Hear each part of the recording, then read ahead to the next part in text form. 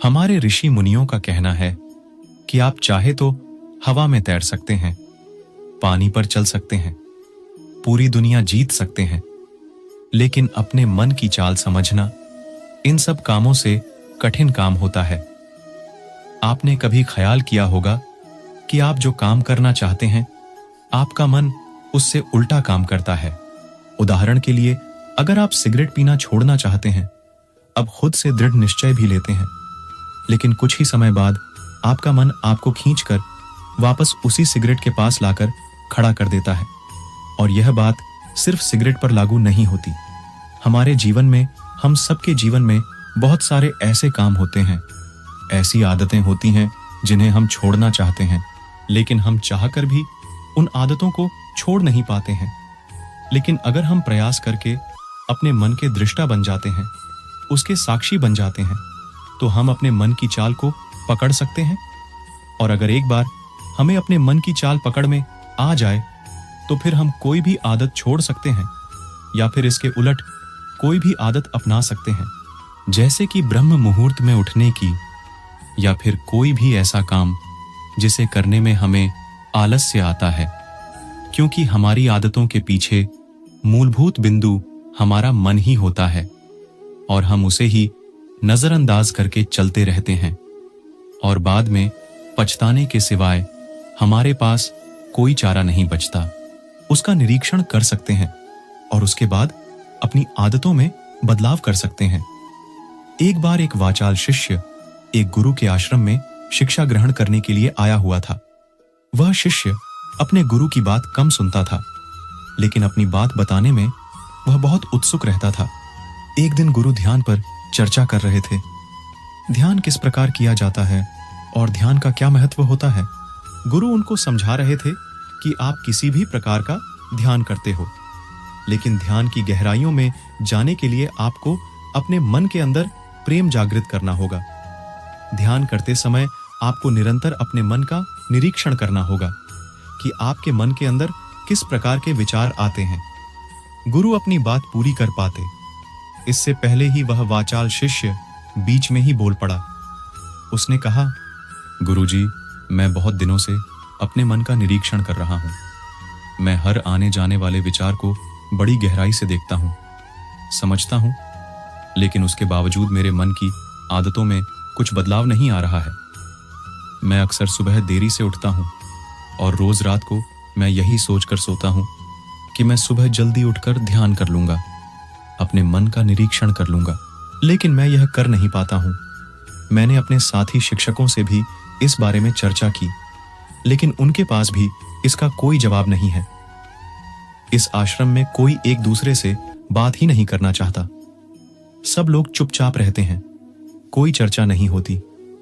ऐसे हम अपने मन को कैसे समझ पाएंगे, उसका निरीक्षण कैसे कर पाएंगे, जब तक हम अपने मन के विचारों का, अपने मन की आदतों का एक दूसरे के सामने जिक्र नहीं करेंगे, उसकी चर्चा नहीं करेंगे, उस पर बहस नहीं करेंगे, तब तक हम चुप रहकर अपने मन को कैसे समझ पाएंगे।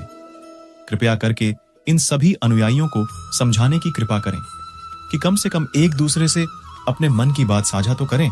उनके मन में क्या विचार चलते हैं, ध्यान में उनके अंदर क्या बदलाव आता है, क्या महसूस करते हैं। ध्यान करते वक्त हमसे आश्रम में इन बातों की तो चर्चा होनी चाहिए। गुरु ने उस वाचाल शिष्य से पूछा कि तुम दूसरों के मन की बात क्यों जानना चाहते हो, उससे तुम्हारा क्या फायदा होगा। क्या तुम्हें आत्मनिरीक्षण करने के लिए दूसरे के मन के विचार जानना जरूरी है? उनके मन में क्या चलता है, इससे तुम्हारा क्या फायदा होगा? क्या तुम मुझे इस बात का उत्तर दे सकते हो? वाचाल शिष्य ने अपने गुरु से इस प्रकार के उत्तर की अपेक्षा नहीं की थी। उसने सोचा कि बात तो गुरुजी ठीक कह रहे हैं, इससे मेरा क्या फायदा होगा। अगर मैं दूसरे के मन की बात जान भी लूंगा या फिर दूसरों के सामने अपने मन की बात बता भी दूंगा, तो उससे मेरा क्या फायदा होगा? क्या मैं अपने मन को समझ पाऊंगा? वाचाल शिष्य अपने ही द्वारा किए गए प्रश्न में उलझ चुका था।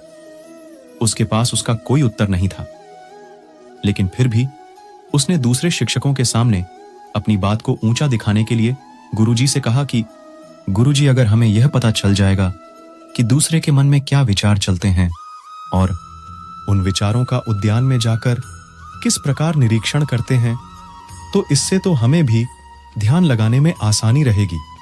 हम भी अपने ध्यान में उसी प्रकार अपने विचारों का निरीक्षण कर पाएंगे, अपने मन को समझ पाएंगे। क्या आपको नहीं लगता कि गहरा ध्यान लगाने के लिए किन बातों का ध्यान रखा जाए, किस प्रकार अपने मन का निरीक्षण किया जाए?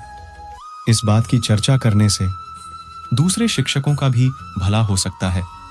गुरुजी ने उससे पूछा कि मान लो अगर कोई गहरा ध्यान लगा पाता है और अगर वह तुम्हें अपनी मनोदशा बता भी दे कि किस प्रकार वह अपने मन का निरीक्षण करता है, अपने विचारों का निरीक्षण करता है, तो तुम्हें क्या लगता है कि यह जानकर तुम भी गहरे ध्यान में उतर पाओगे?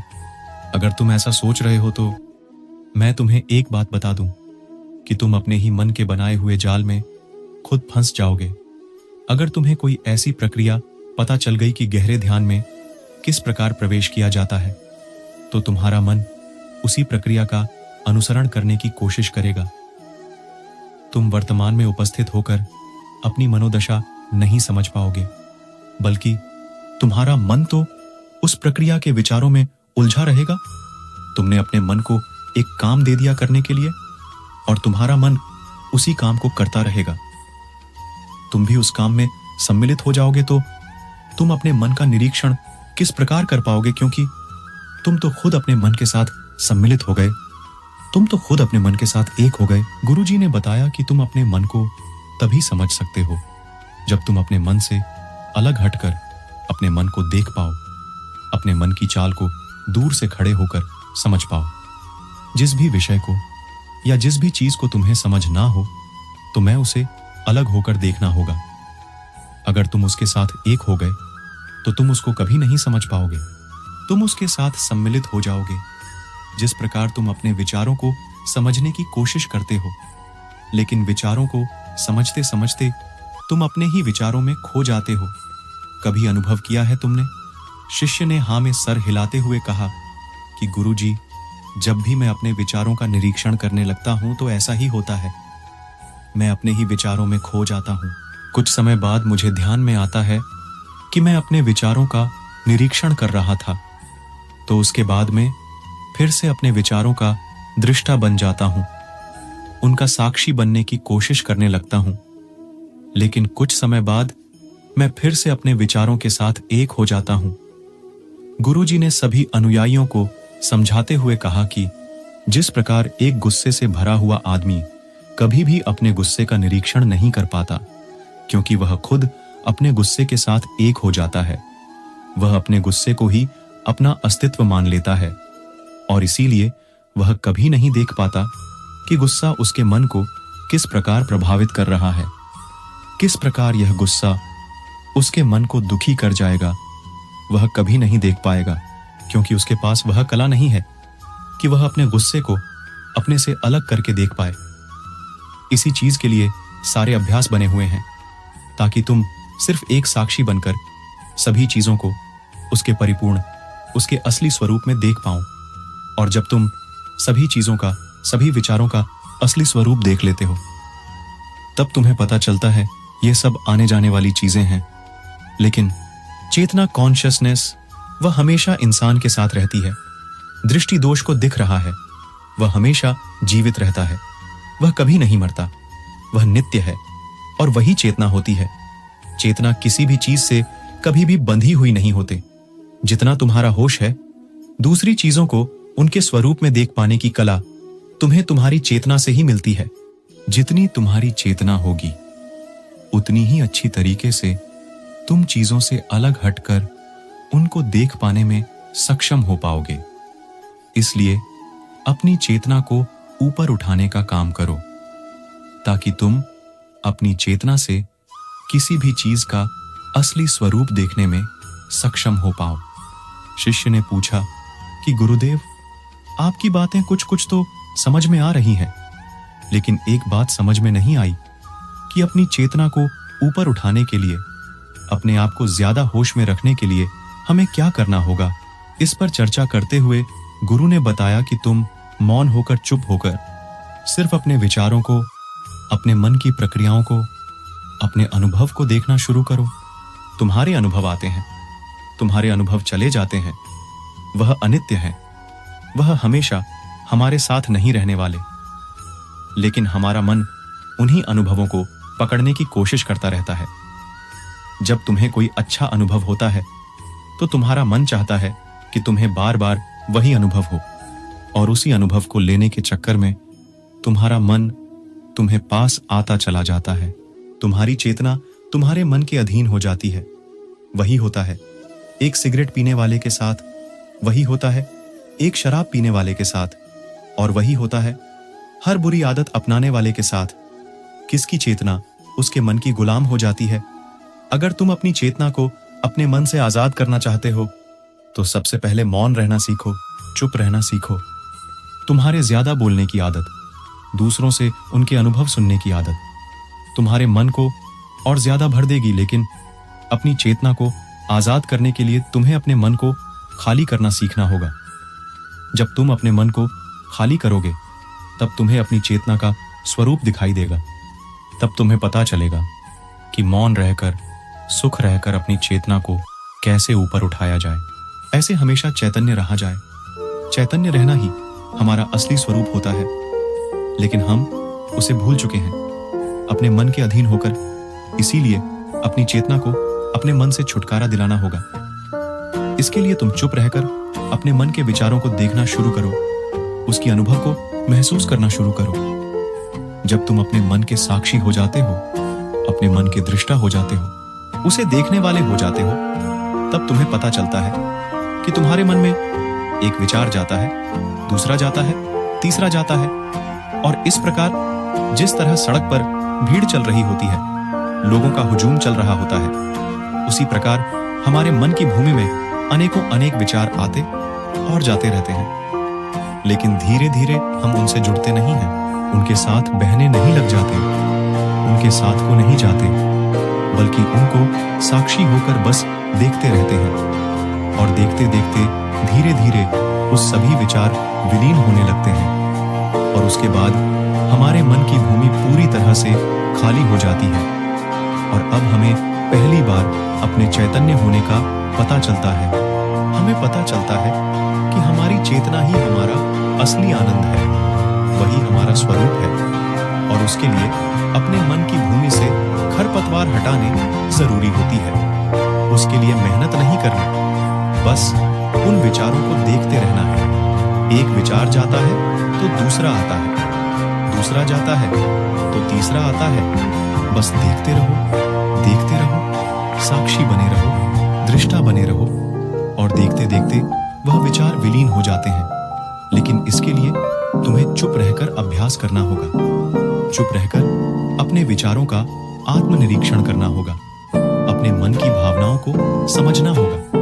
कब तुम्हें गुस्सा आता है, कब तुम्हें खुशी होती है, उसे अलग खड़े होकर देखना होगा। जब भी हमें गुस्सा आता है या खुशी होती है, किसी से घृणा होती है, तो हम तत्क्षण उत्तेजित हो जाते हैं, और उत्तेजना की वजह से ही हम उन भावनाओं को अलग होकर देख नहीं पाते हैं। लेकिन अगर हम उत्तेजित ना हो, शांत रहें, शिथिल रहे, तो हम अपने मन की भावनाओं को समझ सकते हैं, उनको जान सकते हैं। और जब हम अपने मन की भावनाओं को जानने लगते हैं, तब हमें पता चलता है कि कोई भी भाव हमेशा नहीं रहता। एक भाव जाता है तो दूसरा चलाता है। खदोशी हमेशा नहीं रहती, दुख हमेशा नहीं रहता, गुस्सा हमेशा नहीं आता। जब इन बातों को हम समझने लगते हैं तो यह सारे भाव हमारे अंदर से विलीन होने लगते हैं, और सिर्फ एक प्रेम, एक आनंद हमारे अंदर बच जाता है। उसे ही हम परमानंद कहते हैं, और वही हमारा असली स्वरूप होता है। इसीलिए अपने मन की चाल में तुम खुद मत फंस जाना। अपने मन की चाल को दूर खड़े होकर बस देखते रहना, और देखते देखते वह चाल तुम्हारा मन पूरी तरह से विलीन हो जाएगा। और जब कोई मन नहीं बचेगा, तभी हम हर चीज में अपना मन लगा सकते हैं, हर काम को पूरे ध्यान पूर्वक कर सकते हैं। असल में मन का विलीन होना ही ध्यान में प्रवेश होता है। जब तक हमारा मन हावी होता है, तब तक हम ध्यान में प्रवेश नहीं कर पाते, क्योंकि हमारे मन करेगा तब हम ध्यान करेंगे, और जब हमारा मन नहीं करेगा तब हम ध्यान नहीं करेंगे और ऐसा हर काम में लागू होता है। लेकिन एक बार अगर हमारा मन विलीन हो जाता है तो हम हर काम में ध्यान लगा सकते हैं और ध्यान ही हमारा असली स्वरूप बन जाता है, वही चेतना बन जाती है। इस ज्ञान भरी चर्चा को सुनकर सभी शिष्य प्रसन्न हो गए, लेकिन गुरु ने उन्हें चेतावनी देते हुए कहा कि तुम प्रसन्न हो रहे हो, यह भी तुम्हारे मन की एक भावना है। तुम्हें यह बातें सुनने में मजा आ रहा है, इसीलिए तुम प्रसन्न हो रहे हो, लेकिन यह बातें हमेशा कोई तुम्हें नहीं सुनाएगा और इसी वजह से तुम्हारा मन हमेशा प्रसन्न नहीं रह पाएगा। अगर तुम्हें असली आनंद की खोज करनी है, ऐसी प्रसन्नता हासिल करनी है जो कभी मिली ना हो, तो तुम शांत होकर, मौन होकर, भावना रहित होकर अपने विचारों और अपनी भावनाओं को देखना शुरू करो।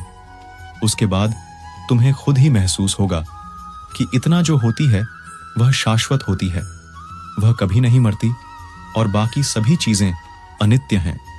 वह खत्म हो जाएंगे, वह मर जाएंगे, वह पीछे छूट जाएंगे। कोई भी चीज इस संसार में शाश्वत नहीं होती शिवाय हमारी चेतना के। जब हमारे प्राण छोड़ते हैं तो हमारे शरीर से सबसे पहले हमारी चेतना ही निकलती है, इसीलिए चेतना कभी नहीं मरते। गुरु ने सभी को निर्देश देते हुए कहा कि आज हम मौन रहकर अपने मन के विचारों और उसकी भावनाओं पर ध्यान लगाएंगे। उसके साथ सम्मिलित नहीं होंगे, बस उसे दूर से खड़े हो देखते रहेंगे। थोड़ा कठिन है, लेकिन अभ्यास करने से तुम इसमें पारंगत हो जाओगे। और इसके बाद गुरु ने सभी को ध्यान लगाने का संकेत किया।